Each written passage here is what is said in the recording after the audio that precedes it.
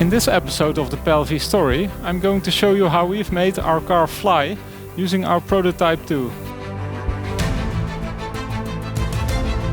The PLV relies on the gyroplane principle for flying, and the most important system we have for flying is of course the rotor system. We have a two-bladed rotor system, which is much simpler than a helicopter. It features a mechanical control system, which is very reliable and direct, which makes sure that the pilot has full control over the rotor, and it's also self-stabilizing. The rotor is not powered by the engine in our vehicle, but instead of powering the rotor, our engine is coupled to the pusher propeller at the back of the fuselage. The propeller can fold into the vehicle in flight mode and can be unfolded for flight. To keep the PLV stable in flight, we've designed an especially efficient tail to keep flying fun and also very safe.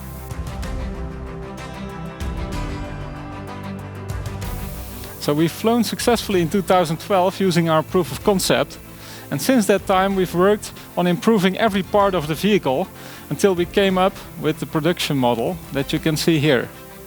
And to show you how much it has improved, we can go to the simulator and fly it ourselves.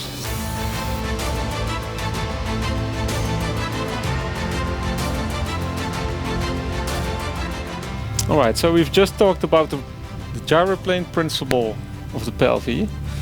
Now let's assume we have a business meeting in London later today, and we're going to drive the PLV from the Netherlands to London. So right now we're parked at our home near an airport in the Netherlands. Okay, let's start up the engine. So when we're driving in the PLV, we're only using one engine.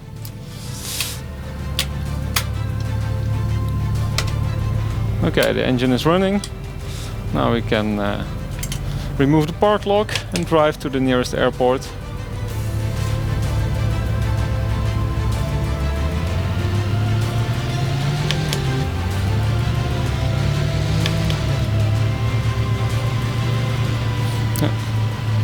So in the PLV you don't necessarily have to take off from a paved runway. You can take off from a grass runway just as well.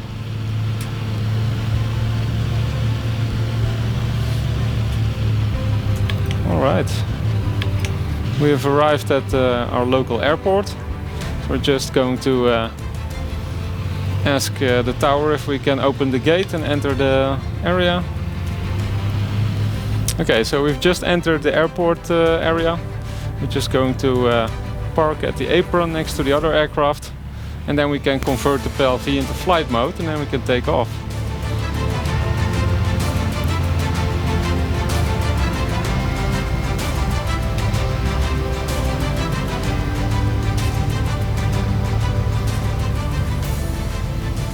So now I've converted the PLV into flight mode, so now it's officially an airplane. So now we can start up just like an airplane and take off. First we're going to start the right-hand engine. Always turn on the strobe light first. Prop clear. Alright, now we can start up the second engine, because we need two engines for flight. And they're both powering the pusher propeller,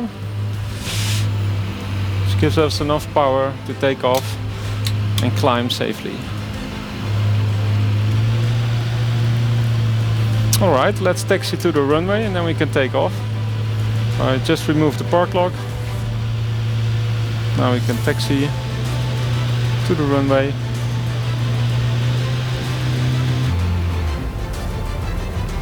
Okay, holding point. Now we have to check the ignition.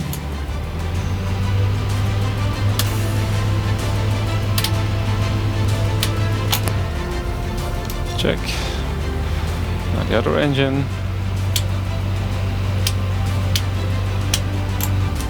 Full power check. Okay. Now we can remove the rotor brake and line up for pre-rotation and take off.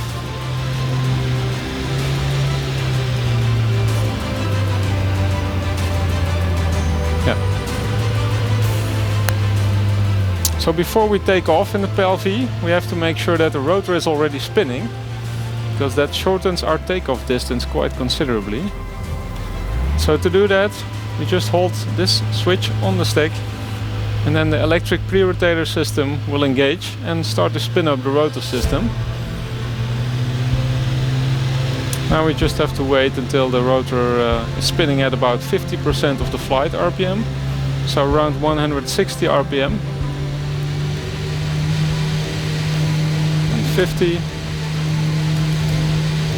Okay, once the rotor is spinning at 160 RPM, we can take off. So we apply full back stick, apply full throttle, let go of the brakes, and then we start to accelerate. When the rotor reaches the right RPM, we take off automatically. It's just a matter of letting the stick go forward. You can immediately take off after you rotate. So the takeoff distance in the PLV is very short.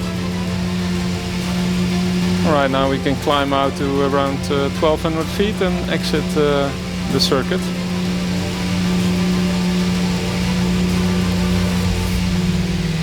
Right now we're at our cruising altitude and cruise speed. Everything is fine, but let's assume that one engine would stop suddenly and see what happens. So I will shut down the left-hand engine.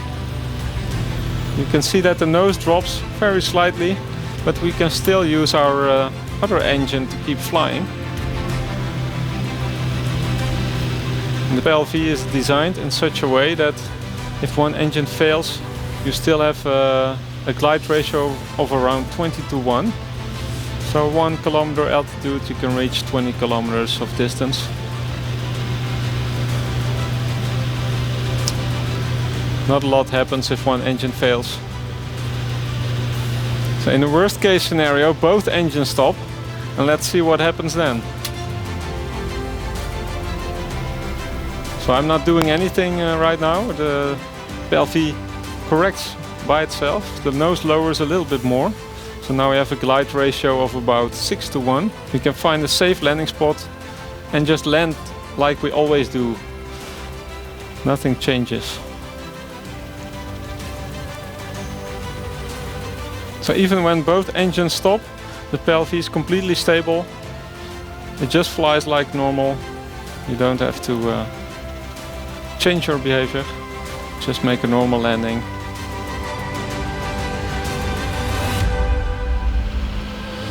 So after flying for 2.5 hours, we arrived comfortably at London City Airport. And even though we had some turbulence over the channel, we experienced almost none of it, because the PLV is a rotorcraft. And right now we are on final runway 27 on London City Airport. And it's a very long runway, and we can land just before the taxiway and just exit the runway immediately, because the PLV has a very short landing distance.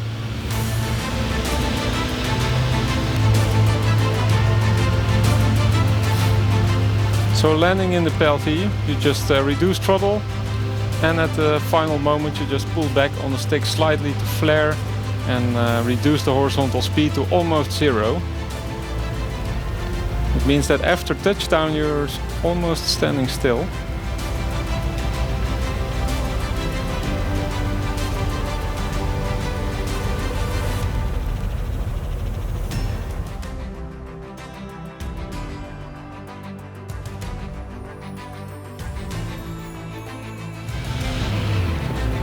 Now we vacated the runway, we just have to apply the rotor brake, and then the rotor system will automatically stop and align. And then we can taxi to the apron and convert the PLV back into a car again.